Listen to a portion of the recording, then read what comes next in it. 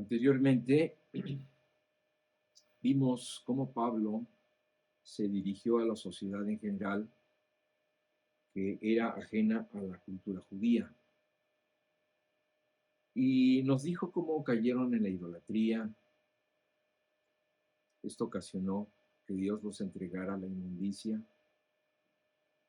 a que deshonraran sus cuerpos y cambiaran la verdad de Dios por la mentira. Así que también fueron entregados a sus pasiones vergonzosas. Después fueron entregados a sus mentes reprobadas para hacer cosas que no convienen, practicando diversos pecados y además promoviendo que los demás los hicieran. En este segundo discurso, que va del versículo 1 al 16 de este capítulo 2, se va a dirigir a ese tipo de personas que piensan que están bien y que no necesitan a Dios. Y como te podrás dar cuenta, pues ese es el grueso de la humanidad, a quienes les cuesta mucho trabajo reconocer que han pecado, que han fallado, y por lo mismo creen que no necesitan a Dios. Entonces voy a leer los versículos que vamos a ver el día de hoy, que es el capítulo 2, del versículo 1 al 11. Dice, por lo cual eres inexcusable, oh hombre, quien quiera que seas tú que juzgas, pues en lo que juzgas a otro te condenas a ti mismo, porque tú que juzgas haces lo mismo. Mas sabemos que el juicio de Dios contra los que practican tales cosas es según verdad.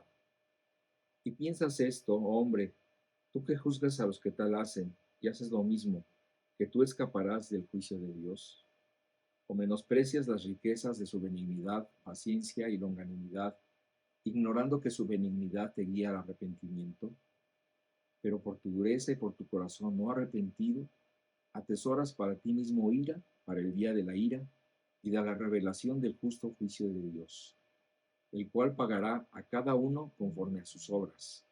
Vida eterna a los que perseverando en bien hacer, buscan gloria y honra e inmortalidad, pero ira y enojo a los que son contenciosos y no obedecen a la verdad, sino que obedecen a la injusticia. Tribulación y angustia sobre todo ser humano que hace lo malo, el judío primeramente y también el griego, pero gloria y honra y paz a todo el que hace lo bueno, al judío primeramente y también al griego, porque no hay acepción de personas para con Dios. Entonces, para empezar con nuestro estudio, voy a leer el versículo anterior para hilar la idea que viene manejando Pablo. Dice el 32, quienes habiendo entendido el juicio de Dios, que los que practican tales cosas son dignos de muerte, no solo las hacen, sino que también se complacen con los que las practican. Por lo cual eres inexcusable, oh hombre, quien quiera que seas tú que juzgas, pues en lo que juzgas a otro te condenas a ti mismo, porque tú que juzgas haces lo mismo. Mas sabemos que el juicio de Dios contra los que practican tales cosas es según verdad. Bueno, así como anteriormente, Dios demostró que el hombre no tenía excusa de la existencia de Dios. Ahora le demuestra que nadie, quien quiera que sea, tampoco tiene excusa de su culpabilidad, porque Él es igualmente pecador que cualquier otro. El hombre, pues, es un experto en juzgar a los demás. Como Jesús dijo, les encanta ver la paja en el ojo del otro, pero no les gusta ver la viga que tienen en el suyo. Así que no hay forma de defender esto, porque el hombre emite su voraz juicio contra los demás, los critica y los condena, pero al condenar con juicios y palabras a los demás, se está condenando él mismo porque él hace exactamente lo mismo que juzga y que critica. Además, al juzgar, se equivoca, porque da por hecho que tiene un conocimiento total de la vida de la otra persona y además un completo discernimiento entre lo que está mal y lo que está bien. Y pues esto no es verdad. Solo Dios tiene todos los elementos de un justo juicio. Además existe otro problema, que el hombre no tiene la calidad moral para juzgar a nadie. Y antes de siquiera intentarlo, debería comenzar consigo mismo. Pero se ha acostumbrado a ver los defectos y los errores en otros. Y al hacerlo, actúa en una forma enfermiza y engañosa, proyectándose en los demás y así tratando de justificar su conducta. Pero lo único que hace es exhibirse ante Dios. Esta es la doble moral en la que somos muy estrictos con los demás, pero muy tolerantes con nosotros mismos.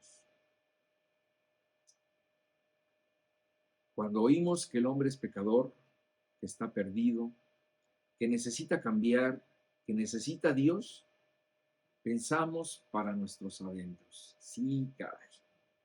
Mi esposa necesita esto. Mi vecino no se diga.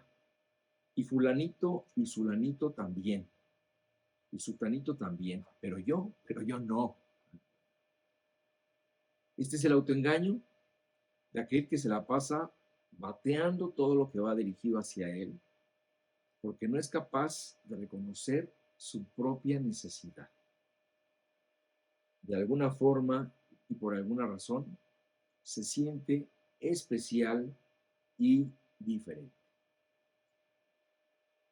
Por esta razón, el juicio lo va a tener que llevar a cabo Dios. Nosotros no sabemos juzgar. Tampoco podemos jugar a ser Dios. No es nuestro papel, porque todos nosotros no somos capaces de juzgar justamente ni con imparcialidad. Pablo nos explica que Dios es el único Dios es el único que juzga según verdad. Su juicio es perfecto porque no está contaminado con el prejuicio, con la acepción de personas, con el sentimentalismo, ni con el rencor. Tampoco su juicio está contaminado con la especulación o con la suposición. Sin embargo, nosotros juzgamos. Y cuando juzgamos a alguien, estamos juzgando un momento, una fotografía de su vida. Nadie de nosotros conoce, en muchos casos, el desarrollo de la total vida de una persona. Juzgamos un momento, una situación, una fotografía. Solo Dios tiene el video completo, el recuento de la vida de las personas para poderlas juzgar. Y este recuento que Dios tiene de la vida de las personas, pues lo tiene desde que nacimos hasta que nos presentemos con Él. Nadie más tiene esta información. Por eso el juicio de Dios estará apegado completamente a la realidad, a las circunstancias, a las actividades, ¿verdad? Y a lo que realmente va a formar la verdad de la vida de una persona. Cuando juzgaron a Jesús, que es el prototipo del hombre perfecto, no pudieron encontrar nada en su contra y tuvieron que presentar testigos falsos. Aún así, con todo esto, Pilato declaró 3 veces: yo no hallo delito en él. 3 veces dijo esto. En el juicio de los hombres, las pruebas que los acusen serán abundantes y contundentes. Todas las pruebas estarán en manos de Dios. Él no necesitará de testigos de nadie, porque Él tendrá toda la verdad de la vida de cada uno. Dice el versículo 3, y piensas esto, oh hombre, tú que juzgas a los que tal hacen y haces lo mismo, que tú escaparás del juicio de Dios. Así que Pablo nos invita a que no recurramos nuevamente al autoengaño. Si tú que juzgas la conducta de los demás y haces lo mismo, la conclusión es evidente. ¿Cómo crees que vas a escapar del juicio de Dios? Estás completamente equivocado si piensas eso. ¿Bajo qué argumento podría suceder? ¿Por qué Dios tendría que hacer una excepción contigo? La Biblia dice que todo aquel que no se arrepienta, se humille buscando el perdón de Dios y crea en la persona y obra de Jesucristo, va a ser sujeta a un juicio final. Existe un pensamiento que muchos creen porque es muy conveniente a sus intereses y reza así. Hay una vocecita dentro de mí, dicen las personas, que se encarga de convencerme constantemente de que al final todo va a salir bien. Se oye muy bien, pero es una gran mentira. La Biblia explica el cómo y el por qué las cosas pueden salir bien, pero también explica por qué al final las cosas pueden salir mal. Pero no va a ser por esa vocecita dentro de ti que constantemente te está convenciendo de que al final todo va a salir bien. No, las cosas pueden salir también muy mal si tú no pones atención a lo que la Biblia dice y a lo que Jesucristo enseña. Muchas personas ya se hacen en el cielo simplemente porque es lo que desean y esperan, porque todo mundo desea que las cosas terminen así. Pero esto es solo torcer las cosas para su propia conveniencia, porque aunque es un pensamiento que suene muy humano, no es el humano quien decide esto. Como les decía, si no tomamos en cuenta lo que Dios dice al respecto, lo más seguro es que lleguemos a conclusiones fantasiosas. Hay una paráfrasis que estaba leyendo, una paráfrasis de este versículo 3 que leí, que dice así: oye tú tonto, en realidad has hecho los cálculos para ubicarte en una situación que te permita llevarle la contraria a Dios y salirte con la tuya. Esta es la realidad a la que muchos se tienen que enfrentar. ¿De qué forma? ¿Con qué argumentos? ¿Con qué cálculos te ubicas de tal forma que tú vas a contrariar lo que Dios ha dicho para salirte con la tuya? Repito, la Biblia explica claramente que la única forma de salvarse de la ira que Dios derramará en su juicio es a través de Jesucristo, creyendo en Él y y aceptando los beneficios de su sacrificio en la cruz. No hay otra forma posible en la que tú puedas eludir el juicio final que está programado para todos los hombres que rechacen a Jesucristo. Dice el versículo 4: o menosprecias las riquezas de su benignidad, paciencia y longanimidad, ignorando que su benignidad te guía al arrepentimiento. Hasta aquí, Pablo llamó la atención a todo aquel que se la ha pasado juzgando y viendo los efectos de los demás. Por eso le hizo una pregunta al hombre: ¿piensas que tú vas a escapar del juicio de Dios? Y ahora, para que reflexione en su vida y se dé cuenta de que a pesar de cómo es, Dios ha sido bueno con él, le hace otra pregunta: ¿menosprecias a Dios? Como dice la traducción de la Nueva Traducción Viviente, dice: ¿no te das cuenta de lo bondadoso, tolerante y paciente que es Dios contigo? ¿Acaso eso no significa nada para ti?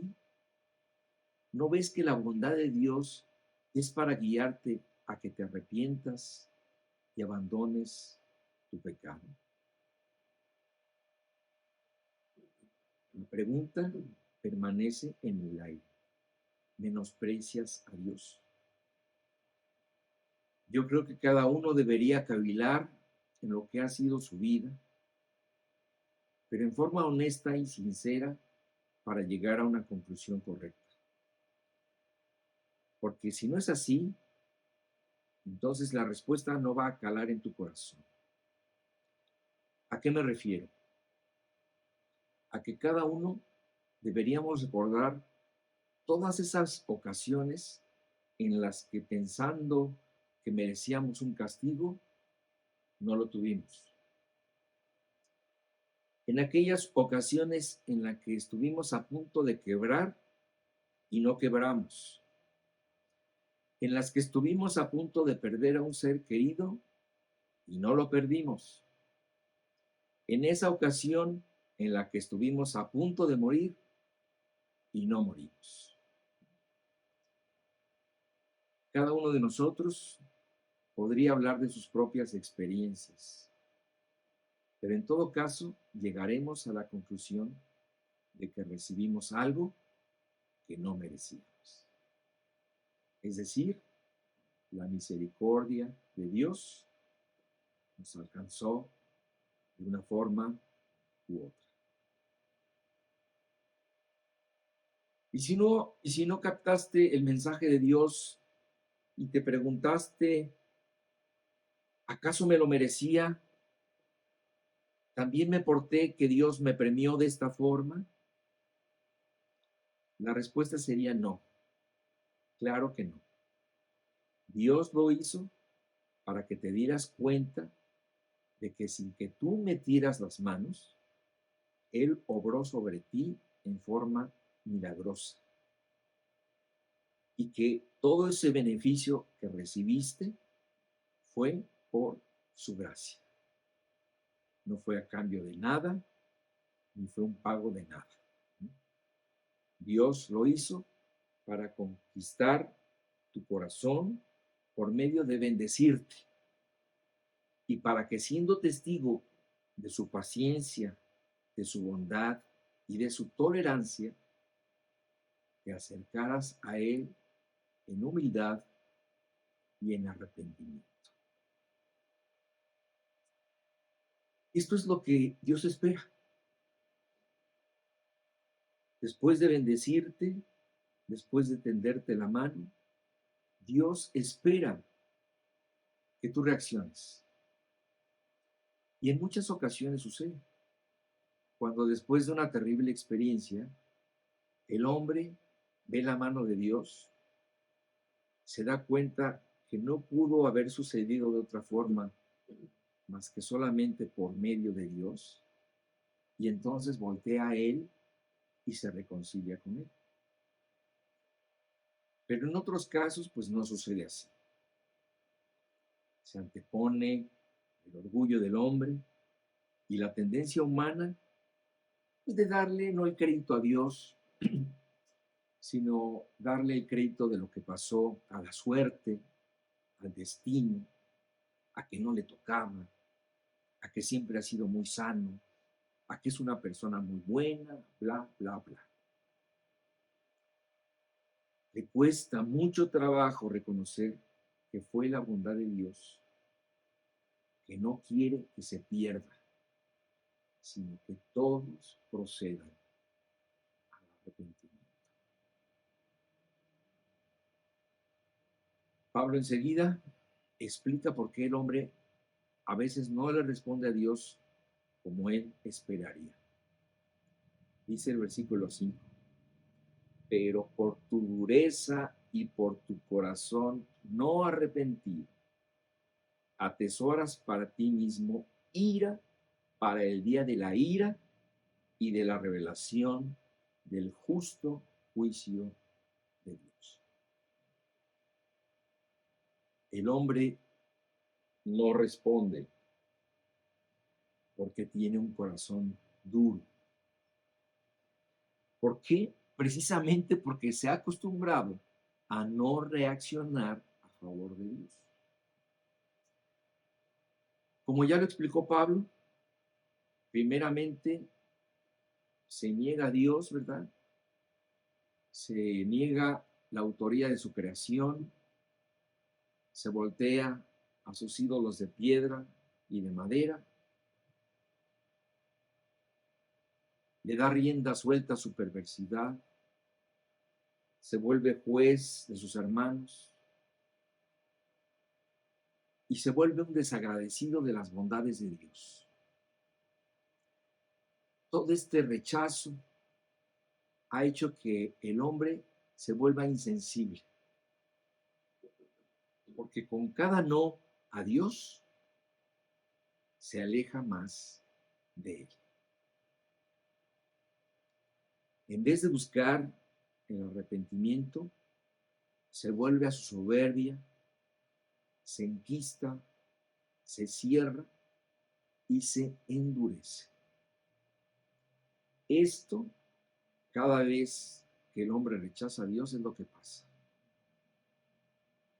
En lugar de convertir en su corazón más sensible a las cosas de Dios, se vuelve más duro en contra de Dios. Así que siempre que el hombre rechace a Dios, siempre va a perder. Y lo único que va a conseguir es quedarse atorado en su vileza y en su incredulidad. Estaba leyendo una frase de estas que todo el mundo compra, y más cuando viene de un filósofo famoso alemán llamado Heine. Él dijo esto: Dios tiene que perdonar. Después de todo, ese es su oficio. Bueno, Él puede perdonar, desde luego, cuando ve un corazón arrepentido. Dios puede perdonar, pero no en automático. No es porque este perdón sea su obligación, y no es porque el perdón no esté condicionado a un arrepentimiento. En eso se equivoca, porque Dios nunca va a pasar por alto el pecado no confesado. Él es un juez justo que debe aplicar la justicia. Así que no es en automático. Y las personas que se aferran a esta que sería una falsa esperanza, creen que al final todo se olvidará y quedará en el pasado terrenal. Pero esto no es así. Pablo nos dice que mientras los hombres caminan confiados en esta tierra, lo que está sucediendo realmente, lo que está sucediendo en forma silenciosa, es que están atesorando para sí mismos ira para el día de la ira. En este día de la ira, toda esa ira acumulada será desatada en el día del justo juicio e imparcial juicio de Dios, el cual estará a cargo de aquel que puede juzgar sin que le puedan reprochar nada, aquel que puede juzgar a todos los hombres con la conciencia tranquila, aquel hombre perfecto.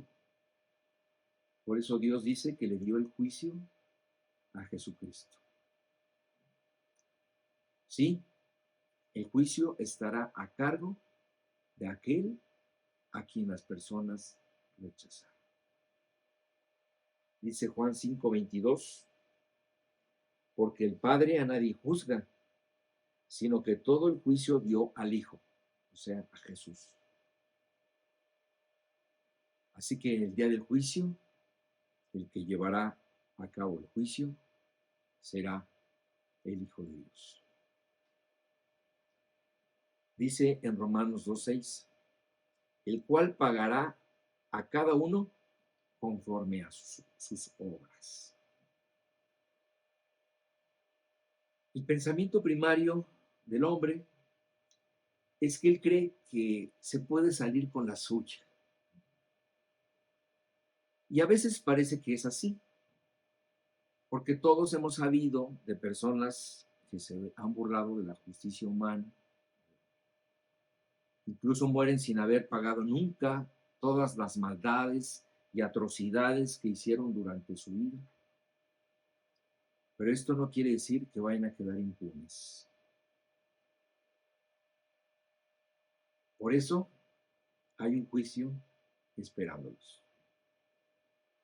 Por eso hay un juicio final en donde todas las cosas se van a ventilar. A las personas que no les gusta pensar en que serán juzgadas y tratarán de negar a toda costa la realidad de un juicio, Pablo les dice que es inútil.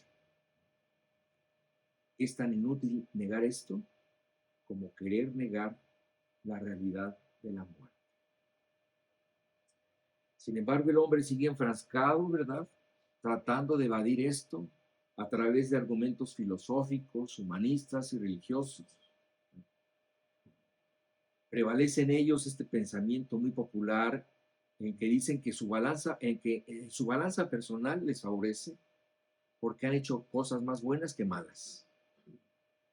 Se dicen morales, filántropos, bondadosos y un sinfín de cosas. En cualquier caso, en el fondo de su ser, tienen un sentimiento de culpa dictado por su conciencia, como lo va a explicar Pablo más adelante. Esta conciencia les dice que son responsables y que tienen una cuenta pendiente con Dios. Así que nadie debe tener dudas de que toda persona endurecida y con un corazón no arrepentido, tarde o temprano pagará todo lo que hizo. Si algo debe quedar claro en este versículo, es que el propósito de Pablo es establecer un principio, que la base del justo juicio de Dios hacia todas las personas serán sus obras, sin importar si son judíos o no son judíos. Para todos será igual. Y si tú estás preguntando, bueno, si la salvación no es por obras, entonces, ¿a qué obra se refiere Dios para que yo pueda ser librado en el juicio? Entonces, a pregunta expresa de cuál es la obra principal que el hombre tiene que llevar a cabo para conseguir la vida eterna, Jesús le respondió muy concretamente y muy sencillamente. Le preguntaron a Jesús, ¿qué debo hacer para poner en prácticas las obras de Dios? O sea, ¿cuál es esa obra que tengo que yo hacer para que me valga conseguir la vida eterna? Y la respuesta la dio Jesús enseguidita en el versículo 29. Respondió Jesús y le dijo, esta es la obra de Dios, que creáis en el que Él ha enviado.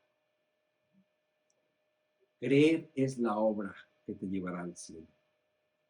Creer en Jesucristo es lo único que te llevará a la vida eterna. Entonces, mira, hay una verdad flotando en las Escrituras que quiero reiterar, y es sobre la existencia de dos juicios distintos de los que nos habla la Biblia. La Biblia habla de dos juicios, uno para incrédulos y otro para creyentes. El juicio del creyente, que no es este mismo juicio final del que he estado hablando, el juicio del creyente se llama el tribunal de Cristo. Jesús lo explicó en 2 de Corintios 5:10. Dice, porque es necesario que todos nosotros comparezcamos ante el tribunal de Cristo, para que cada uno reciba según lo que haya hecho mientras estaba en el cuerpo, sea bueno o sea malo. O sea, aquí la base del juicio, como les dije antes, será en base a lo que hayas hecho o hayas dejado de hacer, sea bueno o sea malo. Es decir, la base de este juicio para el creyente serán sus obras. Y en el del incrédulo será igual, pero en este caso se llama el juicio del gran trono blanco. Esto está escrito en Apocalipsis 20, 11 y 12, y dice, y vi un gran trono blanco y al que estaba sentado en él, de delante del cual huyeron la tierra y el cielo, y ningún lugar se encontró para ellos. Y vi a los muertos, grandes y pequeños, de pie ante Dios, y los libros fueron abiertos. Y otro libro fue abierto, el cual es el libro de la vida.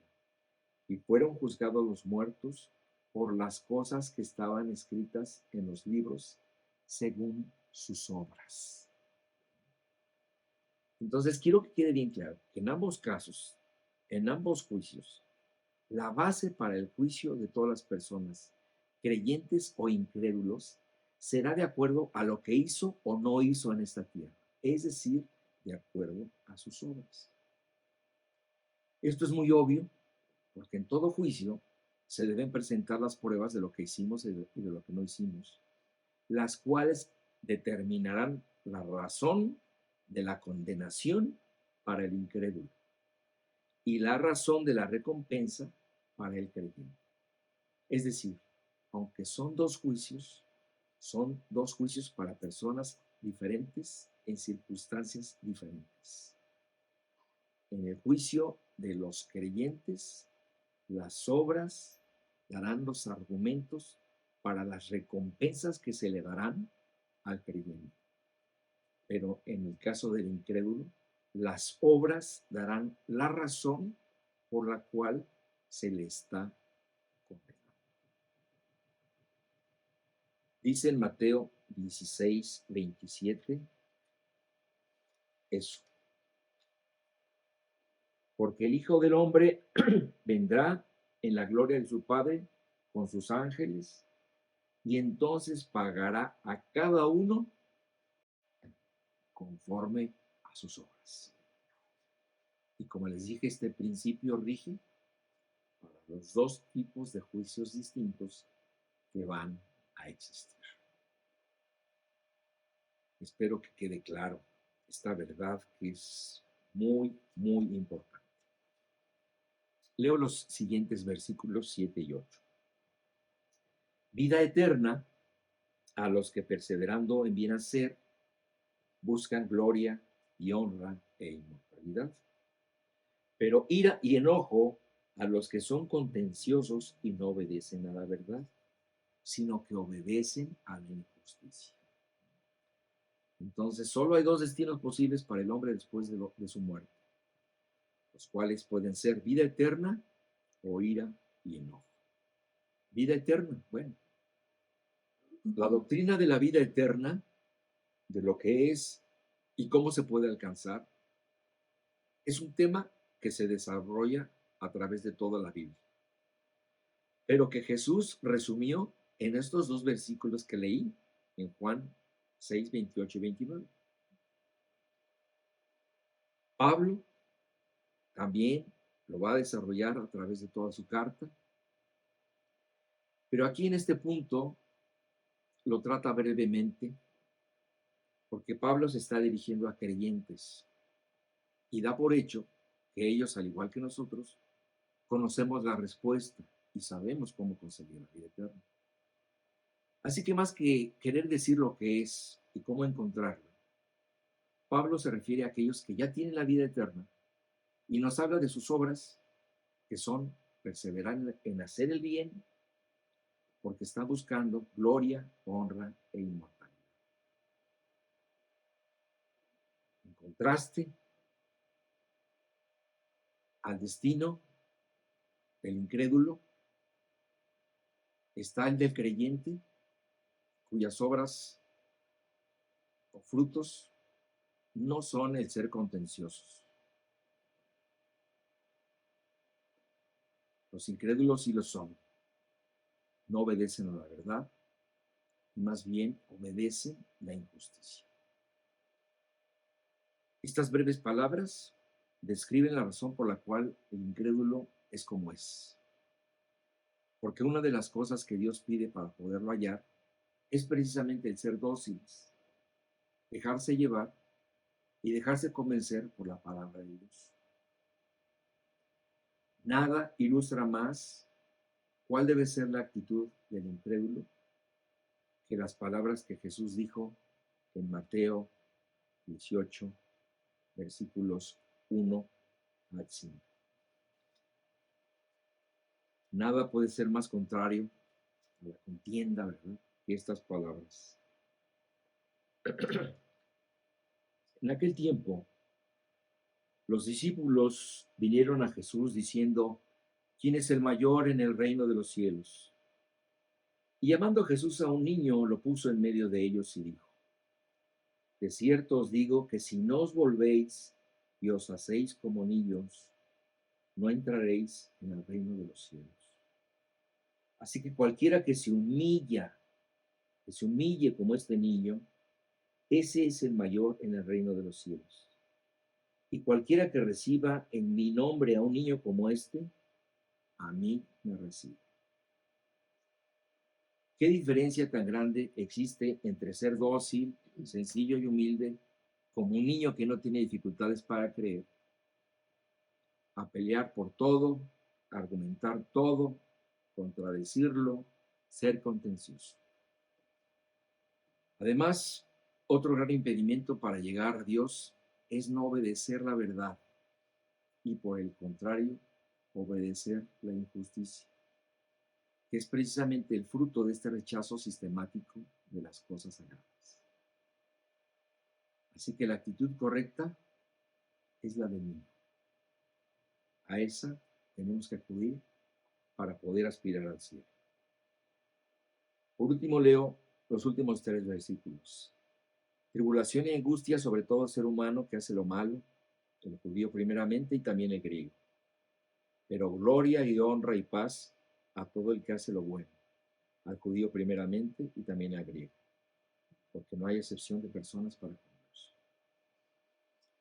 Entonces ya vimos que las consecuencias eternas de estas dos actitudes son diametralmente opuestas. Por un lado, el creyente recibirá de la mano de Dios vida eterna, y por el otro, el incrédulo recibirá la ira y el enojo de Dios. Ahora Pablo nos habla de otras consecuencias de la ira y del enojo sobre aquel que hace lo que está mal, las cuales son tribulación y angustia. Estas cosas se manifiestan en la vida del incrédulo desde su estancia en la tierra, pero se volverán eternas en la condenación eterna. porque allá los incrédulos sufrirán angustia y tribulación permanentes. Y como recalca Pablo, sin distinción de personas, sin importar su raza o su religión.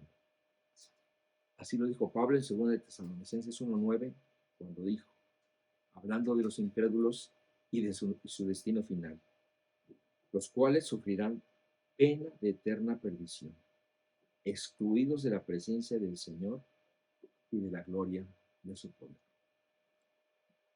En contraste a esto, el creyente recibirá gloria, honra y paz para todo aquel que hace lo correcto.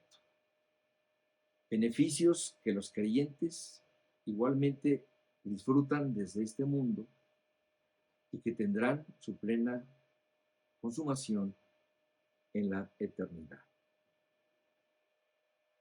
Leo Santiago 3:18, donde dice así: y el fruto de justicia se siembra en paz para aquellos que hacen la paz. Entonces, Pablo está aclarando que Dios no hará distinción de ningún tipo. Así que todos serán tratados igual, no habrá un trato especial o diferente para alguien. Y pues es obvio porque ninguna persona que lea la Biblia debería sorprenderse por esto, porque las bases del juicio están perfectamente establecidas en la palabra de Dios, las cuales operarán de igual forma para todos. Te sorprendería saber las cosas en las que se ampara el hombre para, según ellos, sentirse seguros ante Dios cuando tengan que comparecer ante Él. Muchos se refugian en su religión. Otros me han dicho que ellos tienen seguro el pase al cielo porque su pariente es sacerdote o porque es pastor. Otros porque tienen un cuadrito colgado en su cuarto que obtuvieron en el Vaticano y es una bendición papal. Otros porque tienen un comprobante de su donación a la construcción de un templo. Otros dicen que su chamán los tiene totalmente protegidos, ¿verdad? Es ridículo toda la serie de cosas en las cuales los hombres se amparan, ¿no?, para tener una falsa seguridad. El hombre es un experto en esconderse detrás de lo que sea para no enfrentar a Dios. Así lo hizo Adán el día que pecó. Se quiso esconder de Dios, lo cual fue completamente inútil. En fin, en el capítulo 3, Pablo abundará más al explicar con detalle cómo es que Dios nos da la vida eterna al hacernos justos ante Él. Claro, por medio de poner nuestra fe en Cristo Jesús. Y si Dios lo permite, pues ya llegaremos a esa parte. Hermanos, que Dios los bendiga. Maranatha.